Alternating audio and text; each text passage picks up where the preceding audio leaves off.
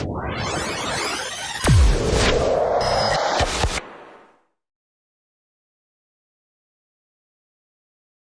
grand merci à Merita et à l'équipe et aux professeurs qui ont permis que je vous rencontre ici. Et je pense en effet que nous avons une très grande responsabilité d'échanger, d'analyser ensemble et de chercher à comprendre le monde dans lequel on vit et ce qu'on nous prépare, parce que ce qu'on nous prépare n'est pas joli et il est très important qu'on soit au courant, qu'on le comprenne, qu'on soit capable de l'expliquer et de communiquer là-dessus. Pour vous montrer de quoi il s'agit, je vais commencer par partager un petit peu de ma drogue avec vous. Aïe, il se dit, zut, on n'aurait pas dû l'inviter. La drogue, vous savez bien la définition, c'est un produit qu'on avale, qui crée une accoutumance et qui produit des hallucinations.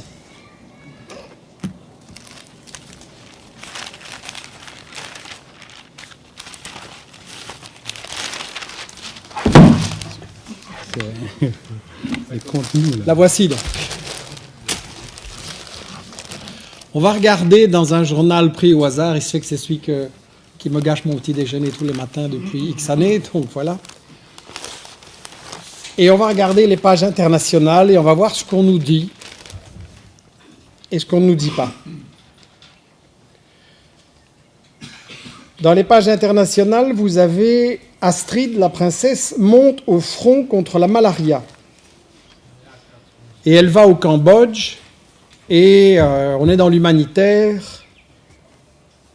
l'élite de la Belgique qui aide les pauvres Cambodgiens à lutter contre la malaria.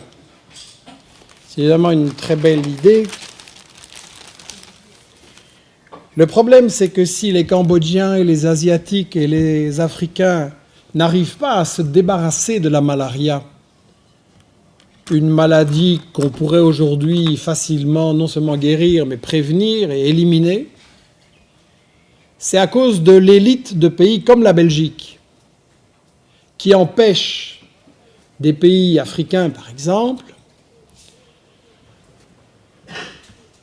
d'avoir des programmes de santé et de prévention qui permettent d'éliminer ces maladies, d'avoir une économie qui permette aux gens de se nourrir correctement, et quand on est bien nourri, on peut résister aux maladies, et d'avoir des programmes d'éducation qui permettent aussi aux gens de comprendre ce qu'il faut faire pour avoir une bonne hygiène de vie.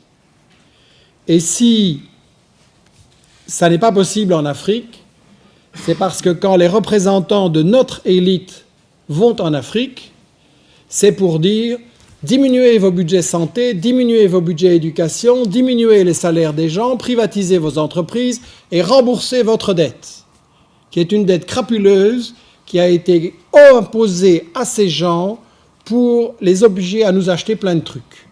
Donc, s'il y a encore la malaria aujourd'hui en Afrique, ce qui ne devrait vraiment plus exister depuis longtemps, c'est à cause du 1% qui dirige la Belgique. Et la princesse Astrid n'a pas choisi la famille dans laquelle elle vit, mais si elle veut se rendre utile, c'est ça qu'elle devrait, à mon avis, expliquer, plutôt que de faire semblant d'aller aider les pauvres Africains ou Asiatiques. Bien entendu, si elle fait ça, je ne sais pas si elle sera encore interviewée dans le soir, mais c'est un choix. Un autre article au-dessus, mais on va être bref, c'est Italie, pas d'alternative à une grande coalition. Le soir, prône une coalition soi-disant droite et gauche ensemble pour faire passer l'austérité de l'Europe. Le soir, menait la campagne avant pour M. Monti, qui a perdu les élections, et qui a appliqué le beau programme du néolibéralisme qui fait que maintenant, les Italiens vivent de plus en plus mal, sauf 1 ou 2%. Et qu'ils sont dans le complet désarroi. Mais ça, on ne va pas mettre dans l'article. Plus de 100 morts en Irak, mais ça fait toujours partie des brèves. Et on ne va pas dire qui les tue et qui est responsable du drame en Irak, excusez-moi. Et on ne va pas dire que depuis que les États-Unis, dont nous sommes les alliés officiels, s'occupent de ce pays, tout va de plus en plus mal. on était là aller pour les aider et les sauver, tout va de plus en plus mal, en ce sens que une personne sur 6 en Afrique est réfugiée, a quitté sa maison, sa ville, son pays. 3/4 des Irakiens ont assisté personnellement à une fusillade ou à un attentat. La torture officielle des États-Unis et les escadrons de la mort sévissent aux États-Unis. La moitié de la population vit dans des bidonvilles, la moitié. Après avoir détruit toute une série d'usines, d'écoles et d'hôpitaux, on se retrouve avec la situation que la moitié des enfants de 6 à 12 ans ne vont pas à l'école, alors qu'avant, le niveau de l'enseignement, c'était quasiment comme en Europe. On ne va pas nous dire non plus que 3 millions d'Irakiennes, de femmes irakiennes sont veuves, que seulement 8% d'entre elles touchent une pension, et que la solution qu'on propose aux autres, c'est soit la polygamie, soit la prostitution. Soi-disant les États-Unis qui allaient en Afghanistan, rappelez-vous, pour sauver les femmes afghanes.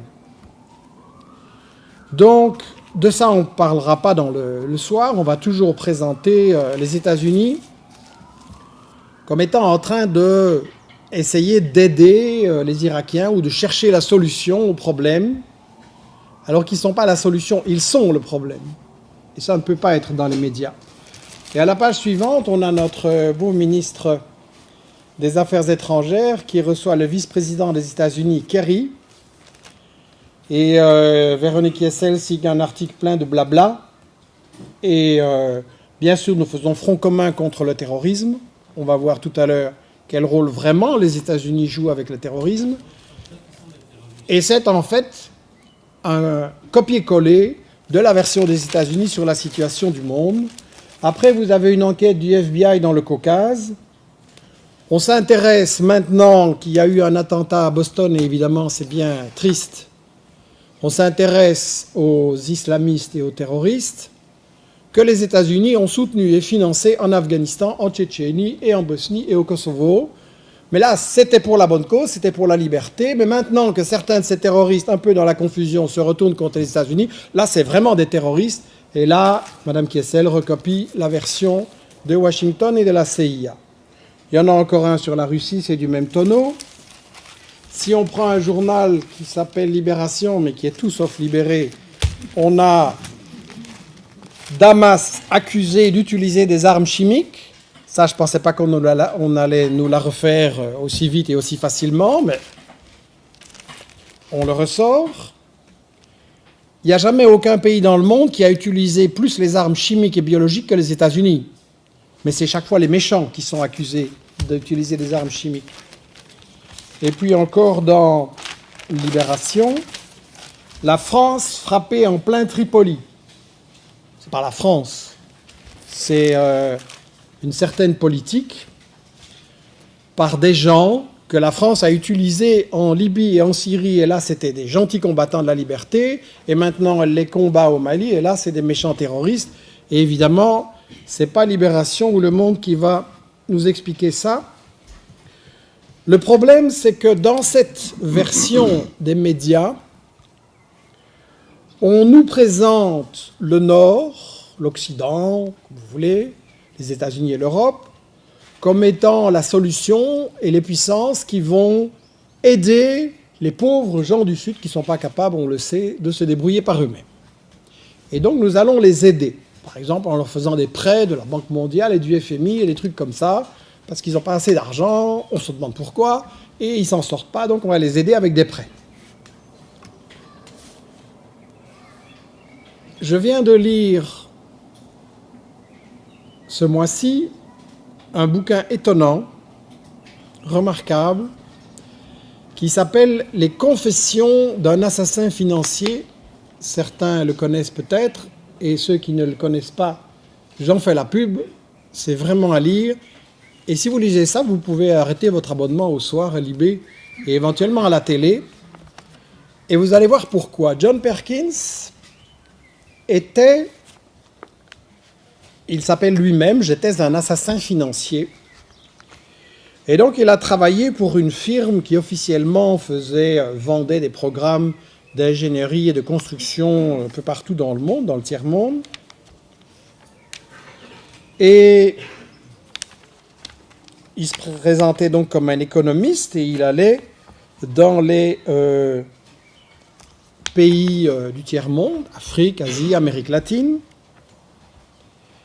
Et voilà comment on lui présente son boulot quand il commence. Premièrement, je devais justifier d'énormes prêts internationaux dont l'argent serait redirigé vers Main, c'est la compagnie qui l'emploie, et d'autres compagnies américaines plus connues comme Bechtel, Halliburton, très active en Irak notamment, Stone Webster et Brown & Root, par le biais de grands projets de construction et d'ingénierie.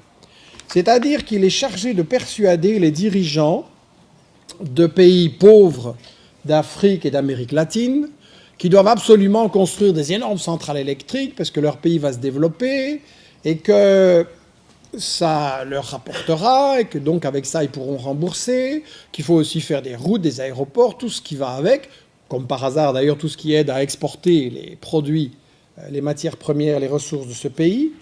Et donc, il est chargé de leur vendre d'énormes travaux. Mais je dis énormes. Il donne beaucoup d'exemples sur une série de pays. Deuxièmement, dit-il, je devais mener à la banqueroute les États qui recevraient ces prêts. Je ne me suis pas trompé, je relis. Je devais mener à la banqueroute les États qui recevraient ces prêts. Je devais les mettre en faillite. Je devais les obliger à contracter une dette qu'ils ne pouvaient pas rembourser, de sorte qu'ils seraient à jamais redevables à leurs créanciers et constitueraient donc des cibles faciles quand nous aurions besoin d'obtenir leur faveur sous forme de bases militaires, de vote aux Nations Unies ou de l'accès au pétrole et à d'autres ressources naturelles. Et donc il donne toute une série d'exemples à propos d'une série de pays qui effectivement ont été volontairement mis en faillite pour les rendre dépendants et pouvoir continuer à les piller et à les utiliser. Ça, c'est donc ce qu'il appelle être un assassin financier. Et il dit, j'étais un parmi quelques centaines, et maintenant il y en a des milliers. Mais là, il a commencé sa carrière dans les années 60-70. Et il dit, maintenant il y en a des milliers, il y en a encore plus. Et il explique que l'aide n'était absolument pas une aide, mais un piège. Et sur la dette, il dit ceci: notre empire global des États-Unis dépend largement du fait que le dollar est la principale monnaie internationale et que ce sont les États-Unis qui en impriment. Ainsi, nous prêtons de l'argent à des pays comme l'Équateur, tout en sachant très bien qu'ils ne pourront jamais le rembourser. En fait, nous ne voulons pas qu'ils payent leurs dettes, puisque c'est ce non-paiement qui nous procure une influence sur eux. Et il dit, voilà donc ça, la soi-disant aide, la soi-disant dette, en fait, ça veut dire qu'on leur fait un prêt pour qu'ils puissent acheter plein de trucs à des sociétés des États-Unis, de sorte que les États-Unis impriment des dollars qui ne quittent pas les États-Unis, et on appelle ça une aide au Sud. Et après, vous avez des générations et des générations qui sont obligées de se serrer la ceinture pour rembourser ça. Et il dit en plus, on oblige ces États à diminuer leur, comme je le disais au début, à diminuer leur budget de l'éducation, de la santé, à diminuer les salaires, à vendre leurs entreprises.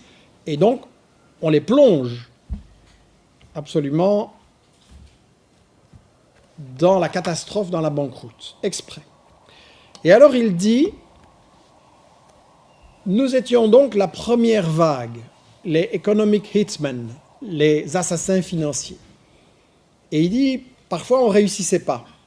Parfois on échouait, parfois on tombait sur un dirigeant honnête ou qui voulait absolument défendre ses intérêts, ou quelqu'un qui préférait travailler avec une autre grande puissance.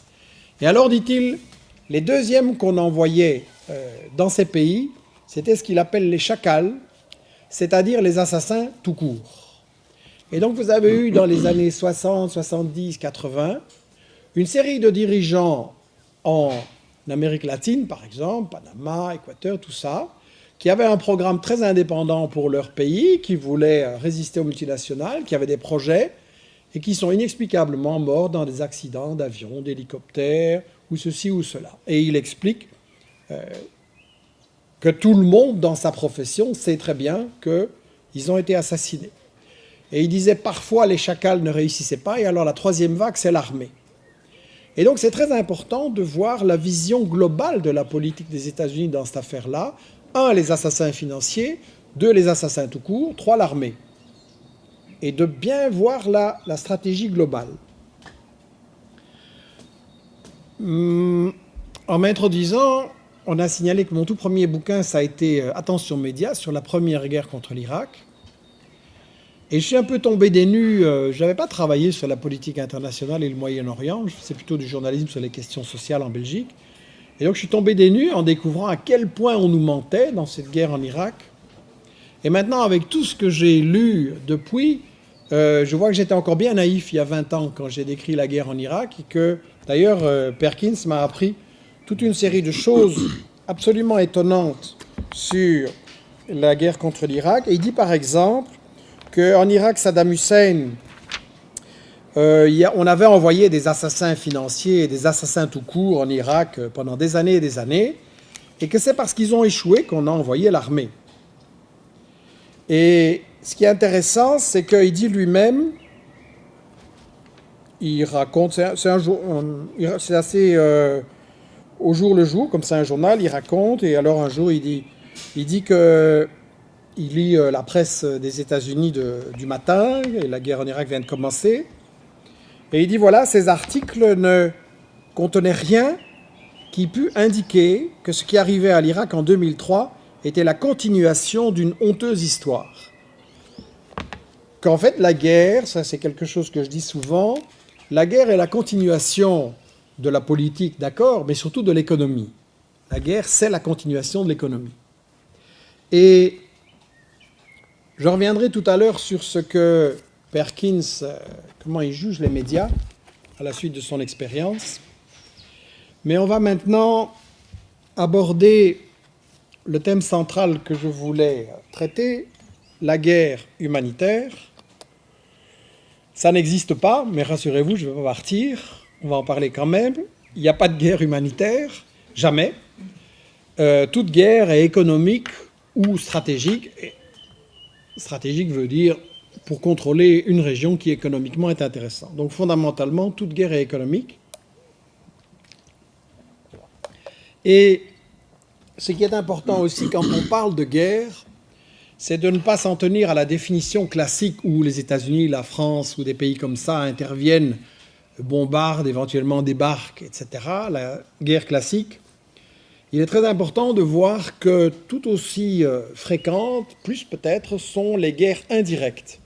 C'est-à-dire que les États-Unis font la guerre, on appelle ça en anglais par proxys, par intermédiaire, et donc ils font la guerre par pion interposé, ils font se battre les gens entre eux. Ça, c'est moins visible, moins cher. En cas de problème, on peut dire c'est pas moi. Et en fait, quand on regarde l'ensemble des guerres que nous avons eues depuis 25 ans, on va dire, elles confirment qu'on est toujours dans une guerre économique, une guerre pour la recolonisation du monde, une guerre pour le contrôle des ressources, et finalement une guerre pour la domination mondiale. Alors avant de les parcourir rapidement, il y a une raison à tout ça. La raison, c'est l'économie, justement. Pourquoi ils font la guerre? On essaye de nous faire croire souvent que c'est parce que tel ou tel président des États-Unis a un caractère un peu ceci, un peu cow-boy, ou ceci ou cela. Et au moment de Bush, c'était vraiment ça la chanson. La guerre, c'est à cause de Bush. Puis arrive un suivant, plus calme, beaucoup plus habile dans ses discours, et il y a encore plus de guerre qu'avant. Donc, il faudrait nous dire. Et en fait, ça n'a rien à voir avec le caractère d'un président. De toute façon, ce n'est pas les présidents qui décident, c'est les multinationales derrière. Et la guerre, c'est fondamentalement une réponse et une tentative de sortir de la crise économique dans laquelle notre système capitaliste se débat. Non pas depuis 73 et la crise pétrolière, comme on l'a dit, mais en fait depuis 65. Parce que quand j'étais jeune, on nous disait tout va bien, le capitalisme se développe, les ouvriers vont pouvoir acheter une voiture, une maison, un frigo, partir en vacances, tout va bien. Le capitalisme, c'est vraiment le meilleur système possible. Et puis ce qui s'est passé, c'est qu'à partir de 65, et encore plus à partir de 70, le taux de profit moyen des entreprises a baissé. Ils ont eu de plus en plus de mal à trouver des débouchés. La concurrence est devenue plus forte. Et donc, il y a eu un ralentissement de l'économie. Vous pouvez voir les taux de profit, les taux d'emploi qui commencent à chuter. Et comment est-ce qu'on s'en sort? On s'en sort en allant dans le tiers-monde. Et les capitaux que les multinationales des États-Unis ou d'Europe n'arrivaient plus à investir de façon utile ici, ils les ont investis dans le tiers-monde. Et c'est là qu'a commencé le problème de la dette. C'est qu'ils les ont investis en allant persuader des gouvernements, des présidents du tiers-monde, de leur acheter plein de trucs. Comme ça, on faisait encore tourner les usines. Et ils n'avaient pas de quoi acheter, tout le monde le savait, ça fait rien, on vous prête. Et au début, on vous prête à 4%, ça va, c'est remboursable, puis tout d'un coup, les taux passent à 16 ou 17%. Et là, c'est la faillite. Donc Perkins explique que c'était une faillite voulue, une faillite programmée. Bien. Donc pendant un certain temps, on reporte la crise des pays du Nord sur les pays du Sud, mais je ne vais pas détailler pourquoi au bout d'un certain temps ça ne marche plus. Et donc en fait, on se retrouve avec une crise économique qui dure là depuis 40 ans et dont le système s'en sort par la guerre. Et la guerre, ça sert à quoi, platement? Ça sert à contrôler des ressources, pétrole, gaz, eau, uranium, or, minerais, coltan, diamants, la biodiversité, les ressources alimentaires. Tout devient maintenant l'objet d'une bataille économique, politique, corruption et militaire. Et donc la guerre, essentiellement, c'est pour se constituer des sources de revenus énormes, parce que tout simplement, ces matières premières, on ne les paye pas.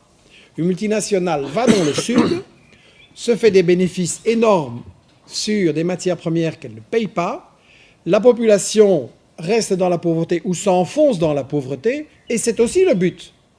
Si vous êtes une multinationale qui va extraire les richesses des pays du Sud, est-ce que vous avez envie de payer des gros salaires? Non. Vos bénéfices seront d'autant plus élevés que les salaires seront bas. Donc c'est le but. Et on graisse la patte au dictateur pour que les salaires restent bas. Et donc, la guerre, ça sert à piller ses ressources et ça sert aussi à priver les concurrents des ressources. Parce que je vous ai parlé de la crise économique du système mondial. Et là, on est avec des grands blocs qui sont les États-Unis, l'Europe, le Japon. Ça, c'est les trois grandes économies, les trois grands blocs qu'on a. Et ils sont tous en train de se faire la guerre pour le contrôle de ces matières premières. Parce que contrôler l'accès au pétrole ou au gaz ou à l'eau, c'est une manière d'avoir un avantage décisif sur les autres, de pouvoir les faire chanter. Et d'ailleurs, dans le bouquin de Perkins, il raconte que le président du Panama, il a été carrément renversé et kidnappé parce qu'il voulait construire un deuxième canal de Panama avec les Japonais, et que les États-Unis avaient décidé que ça devait se faire avec eux, pour une raison aussi simple.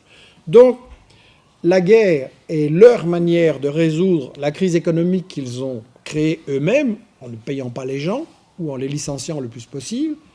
Mais ça, on est dans la contradiction fondamentale du système. Parce que, qu'est-ce que c'est être un bon capitaliste? C'est arriver à faire le travail en payant les gens le moins cher possible, et en licenciant tout ce qu'il y a moyen de licencier, et de faire le travail par ceux qui restent. Très bien. Mais quand vous avez fait ça, et la preuve de ce que je dis, c'est que quand une entreprise annonce... il faut lire beaucoup plus les pages roses, mais les pages roses financières. Elles sont très intéressantes. Là, vous avez la firme Siemens annonce un dégraissage de 10 000, 15 000 emplois dans le monde. Qu'est-ce qui se passe? Son action à la bourse, elle descend, et hey, ça va mal. Non, elle monte. Vous licenciez des gens, vous êtes un bon capitaliste, l'action monte. Mais évidemment, tout le monde fait ça. Et quand tout le monde fait ça, à qui vous vendez? Puisqu'évidemment, vous avez privé de pouvoir d'achat les gens à qui, finalement, vous êtes censé vendre. Donc, ils sont en train de se créer eux-mêmes ce problème de cette crise, et ils ne peuvent pas faire autrement, et ils en sortent par la guerre, c'est-à-dire en volant. Ça, c'est vraiment le système dans lequel on vit. Je vais être bref, mais si on a des questions, je suis à votre disposition. je disais que chaque guerre depuis 25 ans, elle obéit à cette définition que j'ai donnée et à la définition de John Perkins. Et un élément que j'ai oublié de dire, c'est les guerres économiques. Et attention, c'est toujours aussi une guerre à deux niveaux. Je m'explique, c'est à la fois une guerre contre le pays qu'on attaque, mais c'est aussi une guerre contre d'autres grandes puissances qui ont une meilleure position dans ce pays-là. Quand on a fait la guerre, quand les États-Unis ont fait la première guerre contre l'Irak, c'était aussi une guerre contre la France qui avait des contrats avec l'Irak et qui, elle, ne voulait pas du tout faire cette guerre. D'ailleurs, Chirac a recommencé après en s'opposant à la guerre de Bush. Et donc, c'est une manière de... Une guerre a toujours au moins deux dimensions. Et donc, quand les États-Unis font la guerre en Irak, c'est pour Exxon contre Total.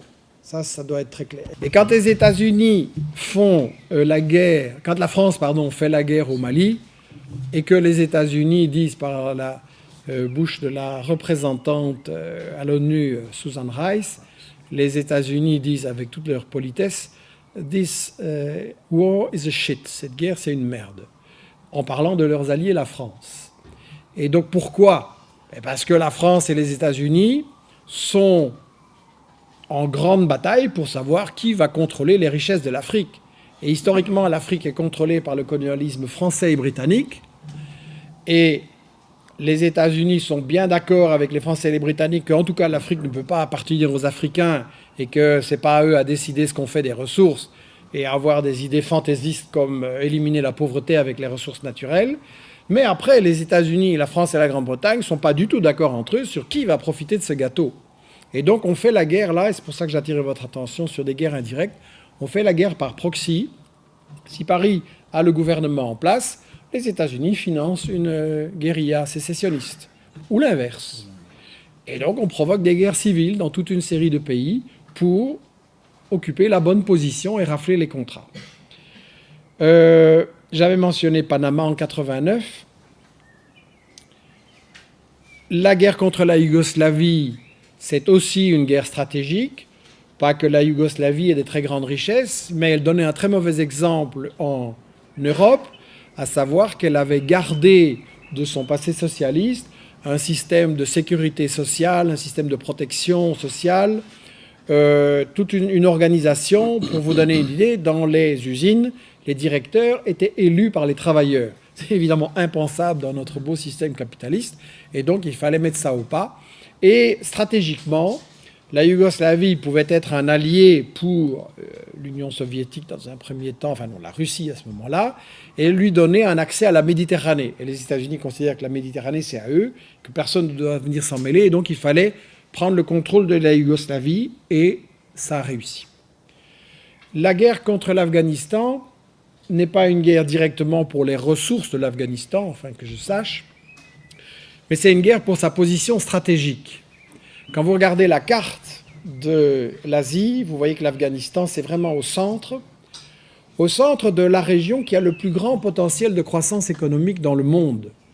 Et Obama vient de dire, après sa réinvestiture, que dorénavant, les États-Unis allaient se concentrer sur l'Asie, que ça c'était le plus important, qu'on allait renforcer les troupes en Asie. Et l'Afghanistan est au centre d'un continent où vous avez trois grandes puissances dont les États-Unis ne veulent absolument pas qu'elles s'allient entre elles, à savoir la Russie, la Chine et l'Iran. S'il y a une alliance entre ces trois puissances, ça veut dire que les États-Unis sont à la porte de l'Asie, parce que ça va constituer un pôle indépendant, un très grand dynamisme économique. Il y a déjà toute une série d'États de taille moyenne qui se sont rassemblés dans ce qu'on appelle l'Organisation pour la coopération de Shanghai, Chine, Russie et toute une série de républiques. Il y a là comme observateur ou à la porte d'entrée l'Inde, le Pakistan, l'Iran, même le Japon serait intéressé par un tel marché commun.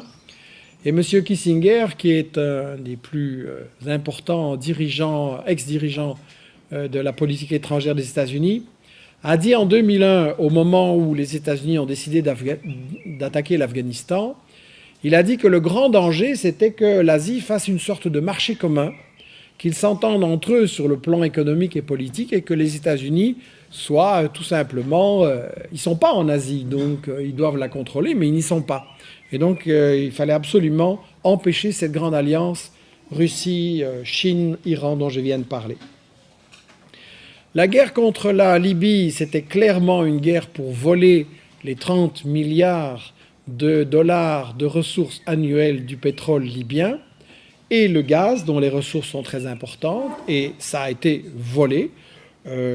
Les rebelles soi-disant combattants de la liberté ont directement promis à la France des contrats.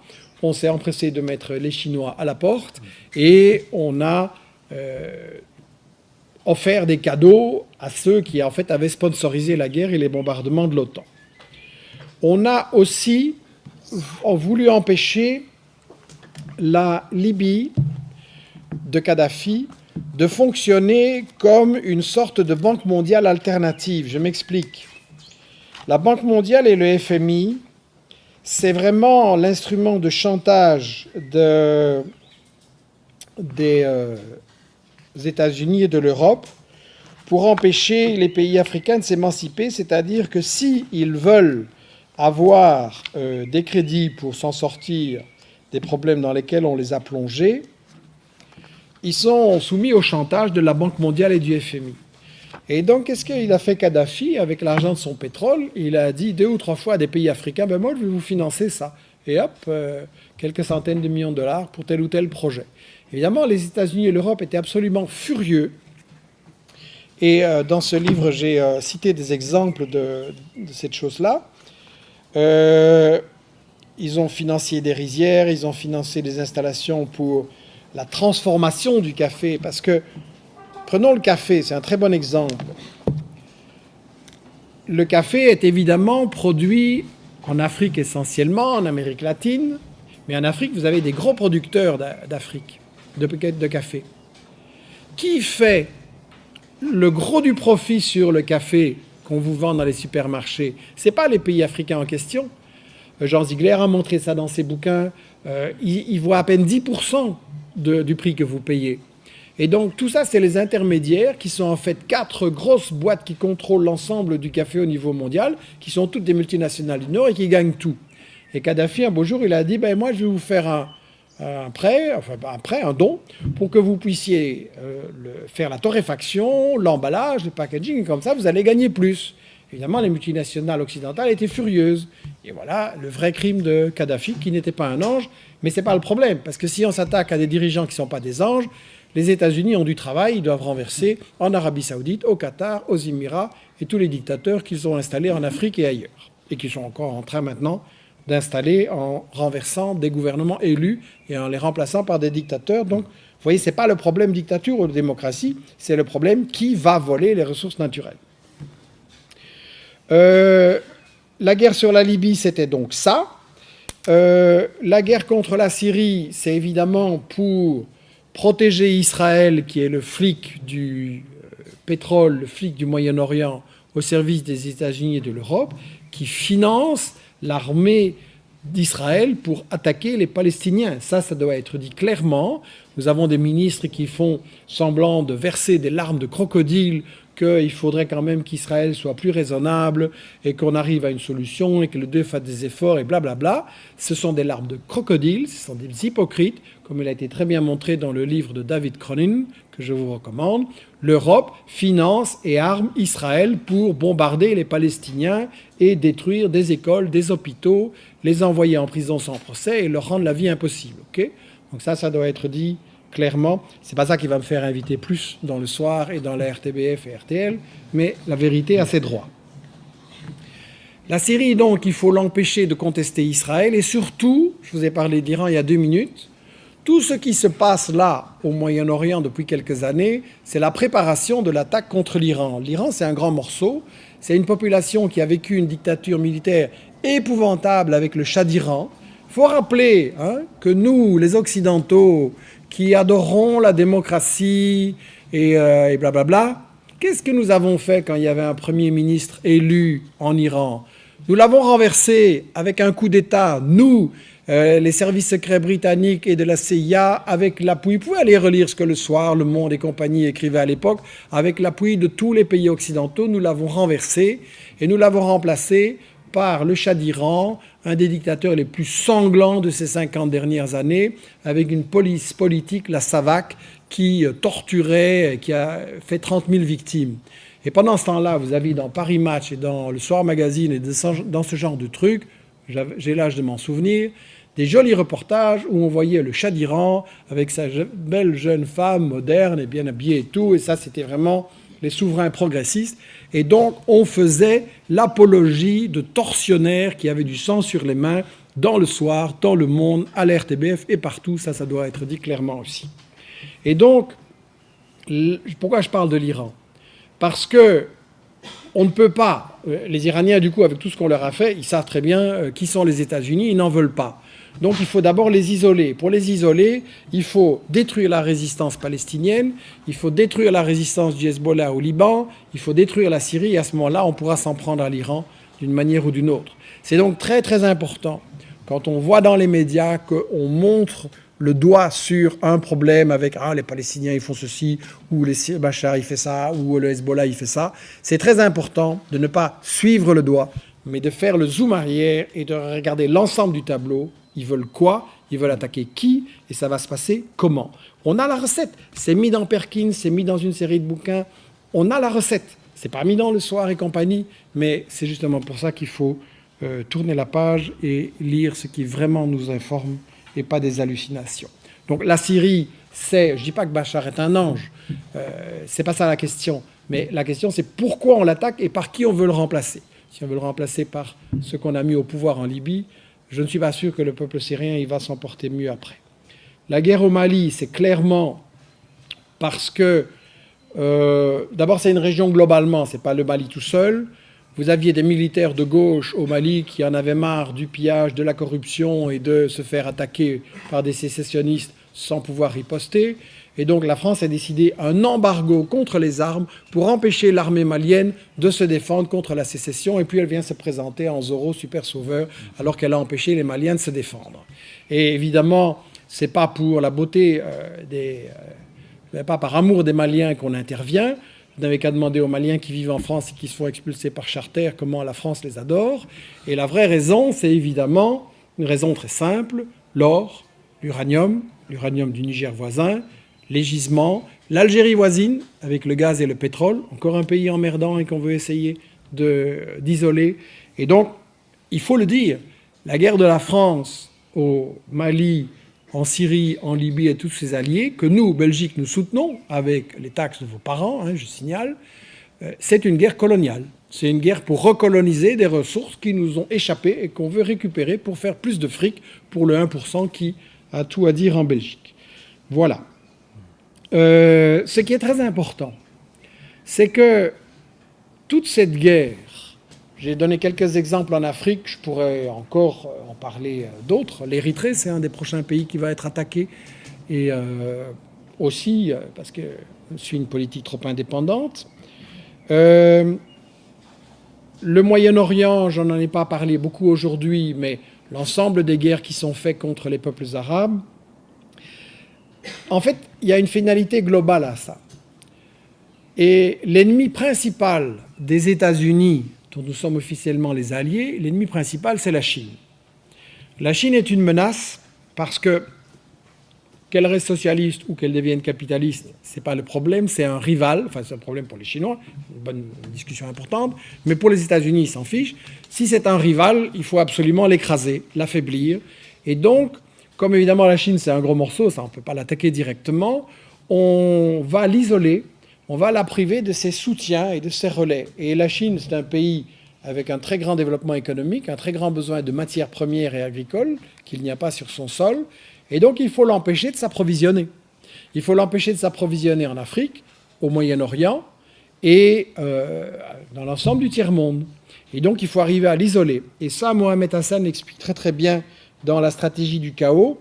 On a fait notamment une carte qui montre que tous les pays africains, et notamment sur la côte est, sur l'océan Indien, donc, qui est la grande route maritime qui mène de l'Afrique vers la Chine, et même de l'Amérique latine, enfin pour vous c'est comme ça, de l'Amérique latine vers l'Afrique, ça, les États-Unis veulent le contrôler. Donc vous vous demandez pourquoi ils mettent des bases militaires un peu partout, c'est parce qu'ils veulent bloquer cette route. Et vous vous demandez pourquoi des pays qui apparemment ne sont pas hyper importants sur la côte est de l'Afrique, etc., ont des problèmes, ben c'est parce qu'ils regardent trop vers la Chine et qu'ils ne peuvent pas. Et ça, c'est très très bien expliqué dans la stratégie du chaos par Mohamed Hassan, dans les entretiens qu'on a faits. Et pourquoi ce titre provoquant, la stratégie du chaos? Eh bien parce que tout ce que je suis en train de vous dire, ça peut peut-être vous sembler désespérant. Mon Dieu, il n'y a que des mauvaises nouvelles. Les méchants sont trop forts, on n'a aucune chance. Mais en réalité, non. Les États-Unis sont un empire en déclin. Économiquement, c'est une économie qui ne vaut plus rien du tout. Elle tient parce que la réserve mondiale, financière internationale, c'est le dollar. Mais elle tient par un truc de supercherie, que les États-Unis ont le droit d'imprimer des dollars et de les vendre à tout le monde et qu'il n'y a pas de contrôle sur ça. Mais en réalité, économiquement, ils sont très très faibles parce qu'ils ont tout délocalisé, ils ont perdu leur tissu industriel. Donc ils sont uniquement dans le pillage des ressources des autres. Mais ça crée une économie spéculative, ça crée une économie parasitaire et artificielle, et c'est une économie en déclin. Plus, comme vous le savez, ils n'arrivent même plus à payer leurs guerres, ils les font payer par les autres, mais tout a des limites, plus personne ne veut payer les guerres des États-Unis, et ils ne sont même pas capables, en plus, de gagner directement en Irak et en Afghanistan. Bush s'amène là en cow-boy, on va gagner, ils n'ont pas gagné. Et donc ils passent au plan B. Et le plan B, c'est quoi? C'est la stratégie du chaos. Il y a un proverbe africain, à ce qu'on m'a dit, qui dit « Ce que tu ne peux contrôler, détruis-le ». Et c'est ça que les États-Unis font. Ils n'ont plus les moyens de contrôler tranquillement et pacifiquement des pays comme avant, au beau temps des colonies. Donc on les plonge dans le chaos, on les plonge dans le bordel, on fait en sorte que les gens se disputent entre eux, qu'il y ait des guerres civiles. Et dans le livre, nous analysons une série d'exemples. La Somalie, le Soudan. Le jour où il y a eu un gouvernement en Somalie, un pays dont tout le monde se dit on n'arrive pas à trouver un gouvernement, c'est vraiment épouvantable, c'est le chaos. Le jour où il y a eu un gouvernement en Somalie, qu'est-ce que les États-Unis ont fait? Ils ont demandé à l'Éthiopie voisine, qui est Israël de la région, d'attaquer ce gouvernement avec des armes chimiques, entre parenthèses. Mais ça, on n'en a pas parlé parce que l'Éthiopie, c'est les bons. Et donc, comme c'est les amis des États-Unis, on ne va pas en parler.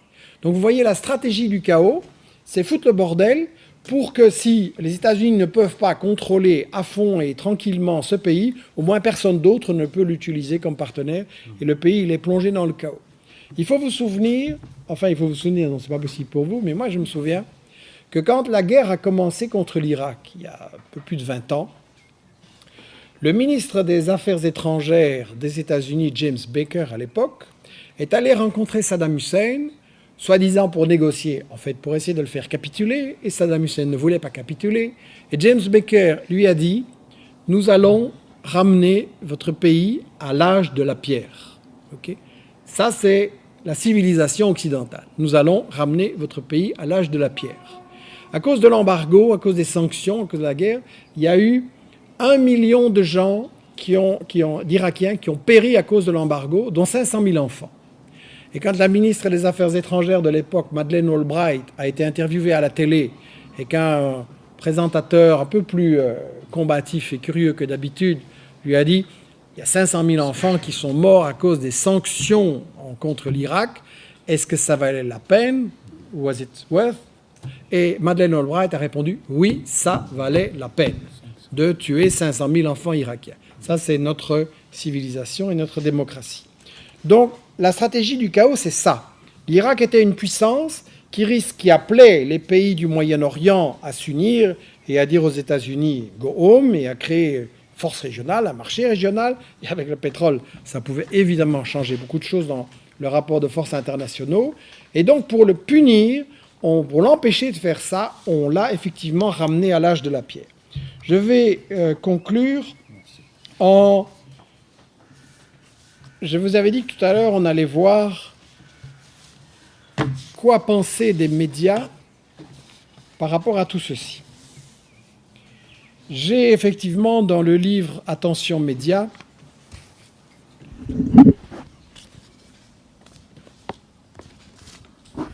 j'ai abordé la question du système du fonctionnement des médias et mais seulement comme je suis un complotiste, un conspirationniste et voilà, plein de fantasmes, Je ne suis pas crédible, donc on va plutôt voir ce que John Perkins, qui est un homme très bien élevé, qui a travaillé donc pour la CIA et pour les meilleures firmes des États-Unis, on va voir ce qu'il il explique des médias.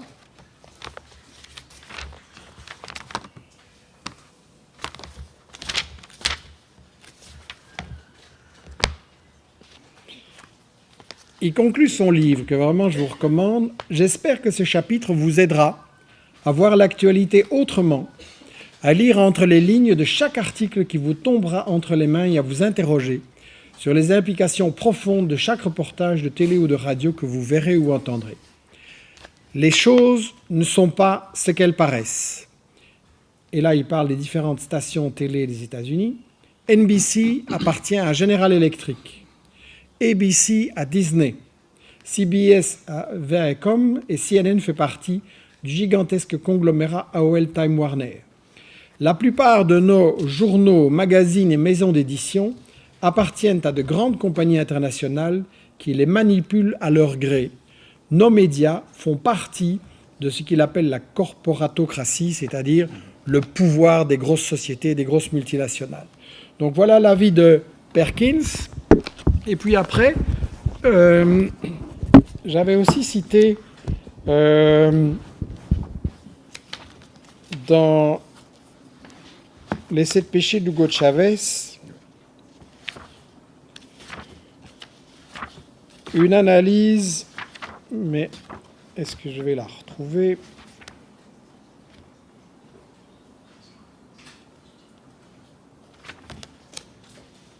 Non, c'est pas mon exemplaire que j'ai oublié de prendre.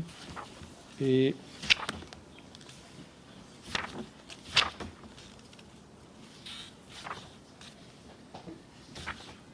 non. De mémoire, c'était pourtant une bonne référence, c'est Albert Einstein. Albert Einstein a écrit en 1949 un article très intéressant où il analyse la société capitaliste, son fonctionnement économique et politique, et où il dit qu'en fait, il n'y a pas de démocratie, que les entreprises décident tout et contrôlent le système politique, Albert Einstein, et où il dit aussi que les médias sont contrôlés par des grandes entreprises et que donc on ne peut pas y trouver la vérité. Pour ceux qui sont intéressés, je pourrais vous fournir la citation exacte qui est dans le bouquin. Ah oui, c'est une chose que... Ouais. Donc je pourrais vous fournir cette citation sans problème. Pourquoi je conclus sur cette analyse globale des médias ? J'insiste que j'ai parlé des médias, je n'ai pas parlé des journalistes. Il y a des journalistes qui ne sont pas contents avec la situation que j'ai décrite, qui se rendent compte de ça, qui font ce qu'ils peuvent. Mais globalement, le problème, c'est que ce n'est pas les journalistes qui décident, mais leurs patrons, les patrons des médias, et c'est là qu'est le problème. Et là, j'insiste et je termine par ce point, parce que là, on va parler de vous. C'est là que vous entrez en scène et que vous avez une responsabilité énorme. Si les médias ne parlent pas des choses importantes comme les assassins financiers, les assassins tout court et les raisons des guerres, si au lieu de ça, on nous raconte des histoires sur tel dictateur, sur les armes chimiques et blablabla, il y a une raison. C'est que les médias et les multinationales qui, grosso modo, contrôlent les médias ou les sources des médias, n'ont évidemment pas intérêt à ce que les simples gens soient au courant de pourquoi on fait la guerre. Hein? Si on vient dire à vos parents, et bientôt à vous en tant que futurs contribuables, viens, donne-moi tes taxes, je vais aller bombarder des écoles et des hôpitaux avec, vous allez dire non.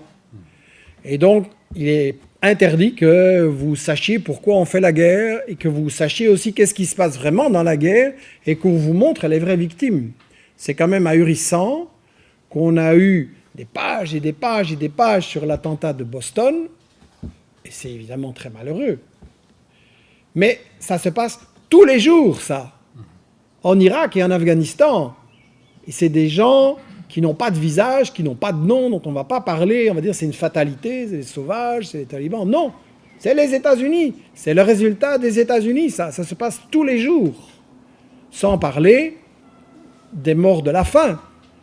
Je veux dire, quand Jean Ziegler écrit qu'on pourrait nourrir 12 milliards de gens, et que nous sommes 6 milliards et demi, et qu'il y a 1 milliard qui crève de faim, et qu'il y a un enfant qui meurt toutes les 5 secondes, et quand Jean Ziegler dit un enfant qui meurt de faim aujourd'hui est un enfant assassiné, pourquoi on n'en parle pas dans les médias en disant qui l'assassine, à savoir nos multinationales qui empêchent ces gens d'avoir à manger? Donc, ça ne va pas changer. Et pourquoi j'insiste sur ça? C'est parce que votre responsabilité, c'est de faire l'info. Et que vous vous destiniez à devenir journaliste ou dans la communication ou pas, mon discours, il s'adresse à tout le monde. Il faut appliquer ce que je dis absolument partout. Si on veut un monde sans guerre, si on veut un monde où on élimine la faim, les grandes maladies, l'analphabétisme, et où il y a un avenir pour vos gosses, pour les gosses d'Afrique, d'Amérique latine, etc., il faut qu'on change le système. Et la première question, c'est qu'il faut qu'on change l'info, c'est-à-dire qu'on fasse l'info nous-mêmes. Et donc maintenant, avec Internet et avec les différents moyens de communication, il y a moyen, ça ne coûte plus des fortunes, et il est parfaitement possible d'informer les gens sur les médias mensonges et sur l'info qu'on leur cache. Et il est parfaitement possible de donner la parole aux gens de là-bas. Donc, c'est ça que je voudrais vous appeler à faire, soit directement si vous êtes dans les métiers de la com, soit indirectement par Internet, en parlant au travail, aux amis, etc., en combattant les médias mensonges. Et je pense que vraiment, si vous voulez qu'on vive dans un monde sans la guerre et la pauvreté, et un monde où vos enfants seront beaucoup plus heureux, c'est vraiment ça qu'il faut appliquer. Nous sommes tous des journalistes. Je vous remercie. Ce sont des bonnes questions. Je vais commencer par celle à laquelle je n'ai pas de réponse, parce que le grand problème des journalistes qui prétendent tout savoir et qui se présentent pour Dieu, c'est très dangereux. Et donc le journaliste n'est pas celui qui prétend tout savoir. Mais la question, elle m'interpelle beaucoup, le rôle des photographes. Mais quoique j'ai beaucoup aimé faire de la photo, y compris de la photo de reportage social dans une vie antérieure. Avec Internet maintenant et avec la situation que vous décrivez, avec ce déferlement d'images, je suis convaincu que l'image en général et la photo a un grand rôle à jouer, mais j'aimerais bien d'avoir une réflexion sur comment on pourrait faire ça et organiser ça. Je vois qu'Internet, pour le moment, on a des sites d'articles, on a Dailymotion, YouTube avec des vidéos, on a des animations, et la photo a l'air encore un peu de ne pas avoir vraiment trouvé sa place. Il existe évidemment des sites un peu plus où des artistes exposent leurs choses, mais ça n'a pas forcément un grand contact et circulation avec le public. Et je fais de temps en temps des séminaires de formation avec des jeunes qui veulent travailler avec nous indépendamment sur la question du journalisme écrit, de la vidéo, des recherches. Et il y aura aussi, dans quelques mois, sur le thème comment on peut utiliser l'image, le photoreportage. Vous n'êtes pas la première. Il y a pas mal de gens qui m'ont dit « je fais des photoreportages, comment est-ce qu'on peut développer ça, faire connaître, faire en sorte d'échapper, je ne sais pas, aux galeries d'art ou aux magazines chics, mais que ça touche vraiment un vrai public qui peut en avoir besoin. » Et c'est clair que ça peut apporter quelque chose en soi, mais je n'ai pas la réponse, mais ça m'intéressera beaucoup de participer à cette discussion. Quand je parle des États-Unis, je vise pas l'ensemble de la population, et bien entendu, il y a 45 millions de pauvres aux États-Unis, donc c'est pas eux. C'est clairement le 1%, et c'est un ensemble où ce qui est déterminant, c'est en effet le pouvoir économique des multinationales. On a fait une étude que 147 multinationales contrôlent 60% de la production économique mondiale. Donc, c'est ces gens-là dont je parle. Et c'est très peu de gens. 1%, c'est même encore beaucoup moins. Ce sont donc les actionnaires et les administrateurs de ces multinationales-là que je vise.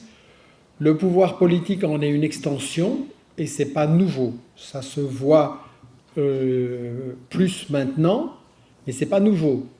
La guerre de 14-18, on va nous battre les oreilles avec des célébrations touristiques et autres sur la guerre de 14-18 bientôt. Il faudra aller visiter les champs de bataille, et ça vaut la peine, oui, c'est très émouvant.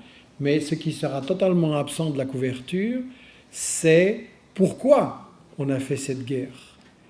Et moi, quand j'étais gosse, on m'expliquait que la guerre 14-18, c'était la Belgique vaillante et patriotique qui avait résisté à l'envahisseur teuton, les Boches, et en France la même chose. Et donc vous avez des monuments aux morts dans toute la France, et c'est effrayant parce que vous voyez des listes et des listes de gens qui sont morts. Et en France, pour une femme dans les années 20, c'est très difficile de trouver un mari. Il y a eu 10 millions de morts dans cette guerre, vous imaginez. Et donc, on disait aux Français que c'était contre l'impérialisme allemand, on disait en Allemagne que c'était contre les impérialistes français et britanniques. Et la vérité de tout ça, c'est un écrivain de l'époque, Anatole France, qui disait « On croit mourir pour la patrie, on meurt pour des industriels ». Et il voulait dire donc par là que effectivement, c'est des groupes économiques et financiers qu'on doit parler, mais c'est pas nouveau. Ça se voit plus maintenant, mais ça a toujours été comme ça. Et effectivement, les médias en faisaient et en font partie, et l'intégration est plus forte. Voilà ce que je pense qu'il faut dire sur effectivement quels sont les acteurs économiques fondamentaux. Et c'est pour ça que j'ai dit tout à l'heure, la guerre est la continuation de la politique, oui, mais surtout de l'économie. Maintenant, qu'est-ce qui arrivera avec la Chine? C'est une question qui dépend d'abord des Chinois. Pour le moment, la Chine n'est pas du tout sur le même pied, ne joue pas le même rôle et n'a pas en général les mêmes pratiques que les États-Unis et l'Europe. Il ne fait pas la guerre pour contrôler des pays et n'a pas la même attitude. Et d'ailleurs, beaucoup de pays africains sont plutôt contents de trouver un partenaire alternatif, plus intéressant, plus correct en général, en tout cas au niveau des relations d'État. Si la Chine tourne mal, il sera temps de faire la même analyse, mais je ne voudrais pas qu'elle serve de prétexte. Et attention, dans nos médias belges, français, des États-Unis, ouais, l'impérialisme chinois en Afrique, ok, ça fait 100 ans que vous volez et assassinez l'Afrique, donc d'abord on balaye devant votre propre porte pour ça, et après les Africains seront en position de déterminer leur sort, et qu'on arrête de nous faire peur avec un épouvantail chinois pour cacher le colonialisme français, belge, etc. Sur la question qui a été... sur le fait que la guerre se fait aussi chez nous et qu'il y a une construction de l'ennemi intérieur. C'est très important, en effet. Ce qui me préoccupe beaucoup dans l'évolution des dernières années, c'est la montée de l'islamophobie. À savoir, on a réussi à construire dans le discours médiatique, aux États-Unis et puis en Europe, l'image du musulman qui est dangereux, du musulman qui, à cause de sa religion, est fanatique, terroriste, tout ça. Et donc, on a réussi en fait à nous embobiner dans une guerre de religion et dans une panique du terrorisme. La construction de l'ennemi intérieur et l'arabe dangereux, ça sert à justifier les guerres contre les pays arabes, ça sert aussi à justifier la discrimination contre les travailleurs arabes ici, sur le plan du travail, sur le plan des conditions de travail, sur le plan des droits démocratiques, étant donné que dans une ville comme Bruxelles, un tiers des travailleurs de la classe ouvrière, on va dire, sont d'origine directement immigrée, quel est le meilleur moyen de les diviser que de susciter la méfiance entre les Belgo-Belges et les Belges d'origine arabe.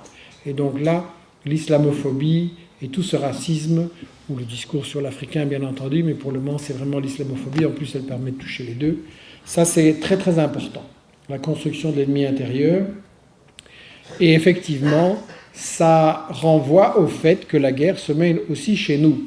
Je vous ai fait une analyse sur l'international, c'est un peu ma spécialité, mais vous pouvez, je pense que ce serait important, faire la même analyse sur les conflits sociaux en Belgique, en France et en Europe en général. La manière dont l'Europe vole, les gens volent le travail, volent les 99% pour créer des profits plus importants au 1%. La manière dont les éditos du soir, par exemple, n'arrête pas de dire que la Belgique a un problème de compétitivité, que les salaires sont trop élevés, qu'il va falloir faire un effort sur l'index, qu'on ne peut pas payer tout ça. C'est des éditos du néolibéralisme, et le seul problème que la Belgique a, c'est pas que les salaires sont trop élevés, demandez aux gens qui ont tellement de mal à finir le mois, le seul problème c'est qu'on se fait voler par le 1% qui ne paye pas d'impôts. Et ça, c'est une fois de temps en temps dans les pages de Tribune Libre, mais c'est jamais dans l'info de base et dans nos journaux télévisés. Donc tout ce que je vous ai expliqué là, sur l'international, faites-le s'il vous plaît sur la situation sociale en Belgique, en France, en Europe. La première question portait sur l'Internet libre peut-il révolutionner la bataille, ce que moi j'appelle en tout cas la bataille de l'info? La réponse est clairement oui, et il a déjà commencé à le faire. Il y a 20 ans, quand j'ai commencé, comme on l'a dit, à écrire des livres, les gens qui venaient aux conférences me disaient « c'est bien ton bouquin, mais enfin il arrive 1 an après la guerre, c'est un peu triste ». Et voilà, faire un livre c'est comme ça. Si vous faites un film, un docu, c'est aussi un long délai. Donc les choses ont vraiment été révolutionnées pour moi à partir de 98, 99, 2000, où j'ai commencé à utiliser systématiquement l'Internet. Ça a permis plusieurs choses. Un, de diffuser en temps réel des infos. Le jour même où on bombardait la Yougoslavie, je montrais des médias mensonges dans des newsletters. À l'époque, on n'avait pas encore le site, mais dans des newsletters. Et puis les gens traduisaient ça, c'est diffusé. Et j'ai retrouvé des articles traduits dans 115 langues par des gens que je ne connaissais pas, et ça circulait. Donc oui, c'est une arme formidable. Avec un site, avec maintenant tout ce qu'on fait, les créations de vidéos, de montage, d'animation, il y a des trucs extraordinaires qui se font. Et je pense que là, on a énormément besoin de ça.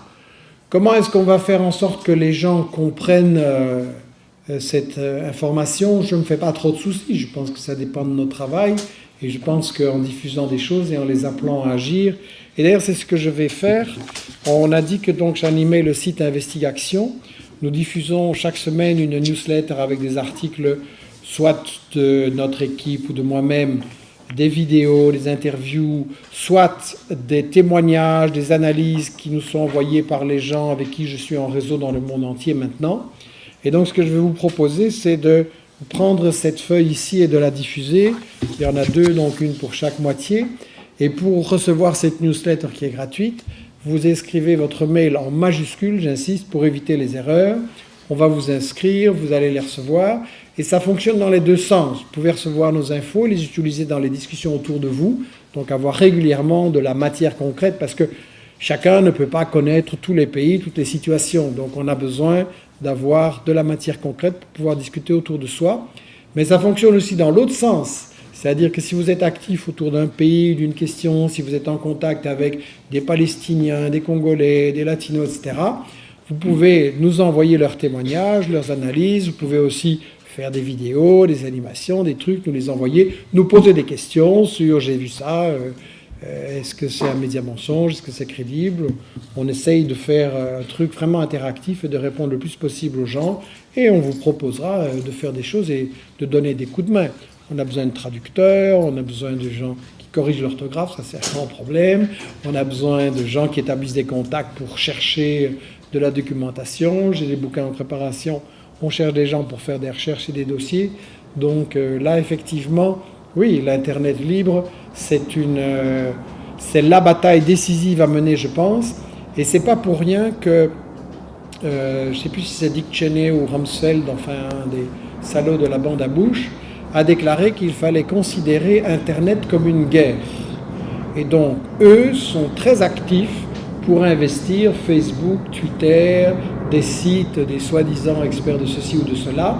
Ils sont déjà hyper actifs sur Internet. Enfin, ils ont eu un peu de retard sur nous, mais ils sont très actifs. Et donc, c'est à nous. On a un grand avantage sur Internet, c'est qu'on est beaucoup plus nombreux qu'eux et on est beaucoup plus motivés. On ne travaille pas pour l'argent, on croit à ce qu'on fait. Et donc, on est une armée d'informations extraordinaire. Donc, si on arrive à prendre conscience de ça et à organiser ça, on va certainement gagner la bataille de l'information. Donc oui, je crois que c'est vraiment, ça a changé le potentiel pour nous. Cuba et ses médicaments et ses remèdes, c'est pas la première fois que j'entends dire à la RTBF ou dans d'autres médias, on ne sait pas, on n'a pas d'informations. Il y a différentes explications à ça. Il y a parfois la routine, la paresse. Il y a parfois aussi le fait qu'on oblige les journalistes à une course pour produire des infos. On les place dans des conditions de travail qui se dégradent et ils sont obligés de fournir des brèves pour Métro, des brèves pour un journal parlé, des brèves pour ceci ou pour cela. Et le problème des médias, c'est leur marchandisation. Ce n'est pas... dans le privé, c'est très clair. Le média n'est pas là pour nous informer. Il est là pour vendre le public à des annonceurs. Ça a été résumé avec cynisme mais clarté par l'ancien directeur de TF1, Patrick Lelay. Notre métier à nous, TF1, c'est de vendre du temps de cerveau disponible à Coca-Cola. Donc peu importe ce qu'on passe aux gens, l'important c'est qu'ils regardent la pub. Et ça vaut malheureusement dans le privé et de plus en plus dans l'audiovisuel public. Et c'est un grand problème. Je suis pour une régulation de l'audiovisuel public et je pense qu'il faut interdire la publicité. D'abord, elle est nocive. Je veux dire, montrer à des gosses qui doivent consommer du sucre et des saloperies et fabriquer des obèses et gâcher leur vie, ça c'est un crime qui devrait être interdit. Et quand vous analysez les pubs les unes après les autres, je ne sais pas s'il y en a une sur 100 qui a vraiment une utilité. Donc je pense que dans un service public, c'est pas rendre un service au public que de leur passer des mensonges, des attrape-nigauds qui les poussent à consommer des trucs souvent nocifs ou inutiles et à consommer trop. Et on rejoint la première question sur laquelle je vais arriver. Tout ça pour dire que les journalistes sont obligés de travailler trop vite. Et là, on a une grande différence avec notre système à nous. On peut prendre le temps d'enquêter, de vérifier. Moi, j'ai été en Libye, j'ai fait des reportages sur le terrain. Ça prend du temps, c'est pas rentable par rapport à ce qu'on produit, mais c'est une démarche d'information citoyenne. Si on veut la vérité, il ne faut pas se contenter de recopier des agences de presse qui sont aux mains des États-Unis, de la France, de la Grande-Bretagne. Il faut aller sur le terrain, il faut écouter les gens, il faut voir la situation sur place. Écouter les gens et pas seulement ceux qui parlent anglais et qui sont disponibles à travers Skype et je ne sais pas quoi. Donc, ça pour dire que ça m'étonne... Bon, je ne suis pas un spécialiste de la médecine à Cuba, mais ça ne m'étonne pas du tout qu'ils aient des avancées parce qu'ils appliquent une autre logique dans la recherche scientifique et médicale. C'est quoi la recherche scientifique et médicale ici en Europe, aux États-Unis ? Un type trouve un truc et vite il le cache. Et il prend un brevet pour que ça fasse du fric. Et la recherche scientifique, c'est le contraire. Avant, ça a toujours été un savant trouve un truc, il fait une communication, tout le monde en profite et on va plus loin. Et à Cuba, quand il y a un type qui trouve quelque chose, qu'est-ce qu'il fait ? Il le partage. Et donc Cuba est un pays pauvre, et ils sont déjà plus avancés que les États-Unis pour la médecine des yeux et pour toute une série de choses. Tout petit pays pauvre, là, de peu d'habitants, avec plein de problèmes, pas de ressources et un embargo. Ça prouve que c'est une autre logique. Et donc ça ne m'étonne pas du tout, je ne peux pas vérifier cette info-là, mais ça ne m'étonne pas du tout. J'en viens à cette question, est-ce qu'on ne peut pas s'en sortir avec la régulation des médias publics ? Je suis tout à fait pour, et je trouve qu'on doit faire une distinction, et en tant que citoyens qui payons l'audiovisuel public avec nos impôts, on doit se battre pour que ce soit le plus possible à notre service. Ça n'est pas se battre contre les journalistes, mais c'est se battre pour qu'ils aient plus de moyens, se battre aussi contre certaines complicités qui existent, il ne faut pas le cacher, et il faut se battre pour que le service public ait plus de moyens, qu'il échappe à cette logique commerciale, qu'il n'y ait pas la pub et la censure de la pub. Je vais vous donner des exemples où il y a des publicités de sociétés multinationales européennes, et on ne va pas mettre derrière, évidemment, un reportage qui montre les crimes que cette multinationale commet. Donc ça fait partie. Et en même temps, je pense, on devrait peser et avoir une réflexion pour qu'il y ait une coopération beaucoup plus grande entre le média public et l'information citoyenne sur Internet. Ça m'énerve quand je vois à la RTBF des émissions qui disent « Ouais, sur Internet, il y a des conneries qui circulent, il faut faire attention, il y a des fantasmes, il y a le complot des Illuminati, il y a des trucs délirants sur le 11 septembre. » Ça m'énerve, quoi. À la RTBF, oui, il y a tout ça sur Internet, bien sûr. À cause de quoi les gens tombent dans des fantasmes? Parce que vous ne les informez pas correctement.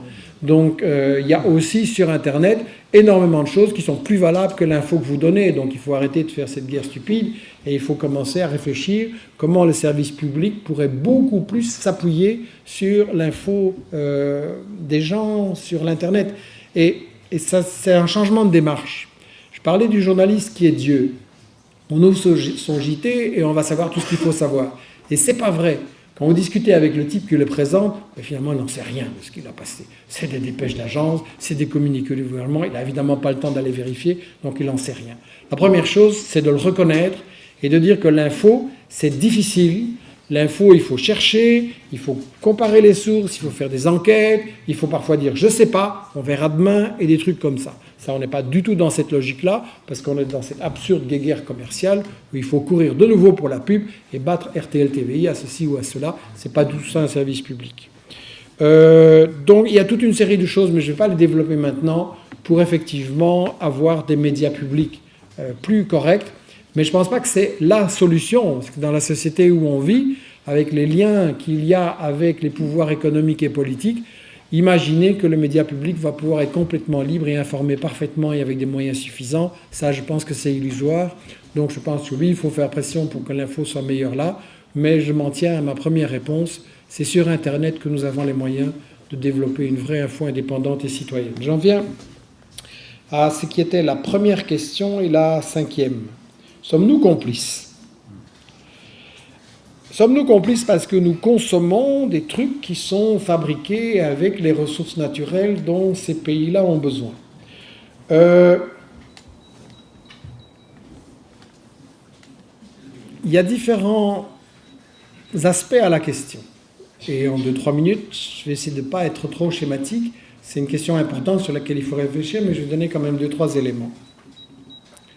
Premièrement, le problème avec les ressources de l'Afrique, de l'Amérique latine ou du monde arabe, c'est pas qu'il y a un commerce avec ces ressources. Le problème, c'est qu'elles sont volées, on ne les paye pas. Chavez a utilisé l'argent du pétrole, Evo Morales utilise l'argent du gaz dans un commerce international plus honnête dont ils ont imposé les conditions, et ça fait du bien parce que l'argent du pétrole sert à fournir des profs, des médecins, un job à plein de Vénézuéliens. Idem pour ce que fait Evo Morales avec l'argent du gaz. Il a créé un salaire minimum, des retraites, il a abaissé l'âge de la retraite, les gens vivent mieux grâce à ça. Donc le problème n'est pas si on consomme ou pas, le problème c'est si les ressources sont volées par les multinationales ou pas. Ceci dit, et donc de ça, effectivement, on est complice si on ne fait rien, mais la question est d'informer sur les crimes de nos multinationales. Et ça, c'est le problème des intellectuels européens ou qui vivent en Europe. On est beaucoup trop à faire la leçon, les Africains doivent faire ceci, les Arabes doivent faire ça, les Latinos, ils doivent prendre un président plus, je ne sais quoi, que Chavez, etc. Arrêtez de leur donner des leçons et de dire, arrêtons de leur donner des leçons et de dire ce qu'ils doivent faire. Laissons-les faire, laissons-les se débrouiller, balayons devant notre propre porte et disons partout quels sont les crimes que nos multinationales commettent. Ça va aider les pays du Sud à mieux s'en sortir. Donc voilà, je crois que, après, bien sûr, vous avez évidemment raison sur le plan du consumérisme, qu'on nous pousse à consommer trop de trucs inutilement chers, qui se détraquent volontairement. Je veux dire, dans quel système on vit où des multinationales payent des ingénieurs pour imaginer la panne qui fait que leur produit va se détraquer après 5 ans et qu'on doit remplacer la bagnole, la machine à lessiver le linge ou l'ordinateur, alors que tous ces trucs-là pourraient durer 20 ans. Et dans quel système on vit, quoi? Donc ça, évidemment, il y a tout le problème du consumérisme. Je ne suis pas pour vivre comme des moines. Le progrès, c'est bien, mais c'est clair que On est dans un système qui nous pousse à gaspiller, toujours à cause de la question du profit. Ils ne peuvent pas se contenter de nous vendre les trucs dont nous avons besoin et de nous aider à les réparer, de les remplacer quand vraiment ils sont fichus ou qu'il y a vraiment une nouveauté intéressante. Ils sont obligés de nous obliger à consommer de plus en plus parce que leur taux de profit, il en dépend. Je lisais là l'autre jour que c'était un drame parce que l'année passée, on avait vendu un peu moins d'ordinateurs que l'année d'avant. Ça y est, l'économie est foutue. Mais quoi? Où est le drame là-dedans pour un esprit rationnel? Bien. Et c'était évidemment dans ma drogue du matin, que dans les pages roses, que je lisais ça. La dernière question, la guerre, c'est pour des raisons économiques, nous le savons, et on ne fait rien.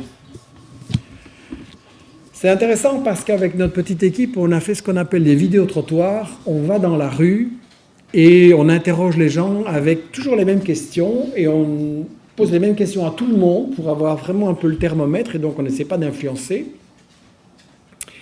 Et c'est arrivé plusieurs fois qu'on fasse des vidéotrottoirs sur telle ou telle guerre, qu'est-ce que les gens savent, etc. Alors c'est fascinant parce que vous avez évidemment différentes catégories de public, différents types de réponses, mais on retrouve des constantes. Et alors c'est très fascinant. À la première question, peut-on faire confiance aux médias? Non. Ça, c'est vraiment devenu une tarte à la crème. Je me méfie des médias, de la télévision, etc. Après, on pose des questions sur une telle ou telle guerre précise, ou sur Israël, ou sur ceci ou sur cela. Et on voit que les gens qui ont dit qu'il ne faut pas faire confiance aux médias répètent ce qu'ils ont vu à la télé et tombent dans le panneau.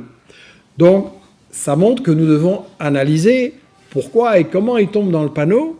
Et après, on a aussi souvent... Alors c'est intéressant parce que nous les piégeons un peu, les gens, et nous nous arrangeons pour leur poser des questions, où dans la question, dans la deuxième partie, on leur amène des infos qu'ils n'ont pas eues et qui en fait flanquent par terre ce qu'ils pensaient au début. Et alors c'est intéressant parce que vous voyez dans leurs yeux qu'ils sont en train de réfléchir, ah oui, ça je ne savais pas, ah oui, mais ça change tout. Et donc on voit bien, et les réponses qu'ils donnent à la fin ne sont pas les mêmes qu'au début. Et c'est intéressant parce que je crois que ça montre que les gens, ils sont perdus par rapport aux médias, ils se méfient, mais ils ne savent pas quoi faire. Et ils sont découragés. Et donc je crois que c'est très important, moi je vous encourage à faire le même genre de choses, à faire des enquêtes, à discuter avec les gens autour de vous, à voir sans essayer de trop influencer, comment les gens y croient encore aux médias, ils n'y croient pas, pourquoi ils croient qu'il n'y a rien moyen de faire. Et ça, c'est une base de réflexion très intéressante parce qu'il est évident qu'il y a moyen de faire.